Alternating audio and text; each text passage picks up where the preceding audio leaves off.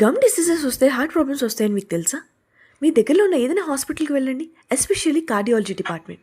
Teeth and gum సరిగ్గా maintain చేసుకోకపోతే heart problems వస్తాయని వాళ్ళు ఖచ్చితంగా పోస్టర్ పెట్టే ఉంటారు.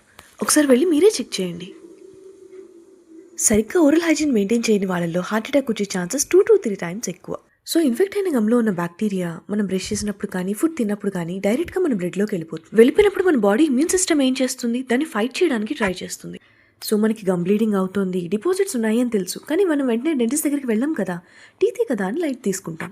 సో బాడీ అనేది 1 రోజు 2 రోజులు కాదు, దీర్ఘకాలికంగా ఫైటింగ్ చేస్తూనే ఉంటుంది.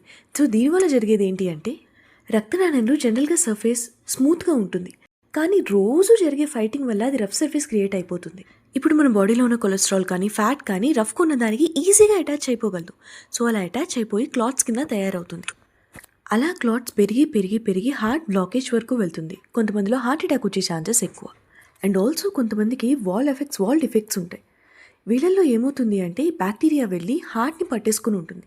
అప్పుడు చాలా సీరియస్ అయిన బ్యాక్టీరియల్ ఎండోకార్డైటిస్ వచ్చే ఛాన్సెస్ కూడా ఉంటాయి. Mouth is the mirror of the body అంటాం. మీరు నీట్ ఓరల్ హైజీన్ మెయింటైన్ చేసుకుంటే మీ టీత్ని గమ్స్ని మాత్రమే ప్రొటెక్ట్ చేసుకున్నట్టు కాదు, మీ హార్ట్ని ప్రొటెక్ట్ చేసుకున్నట్టు.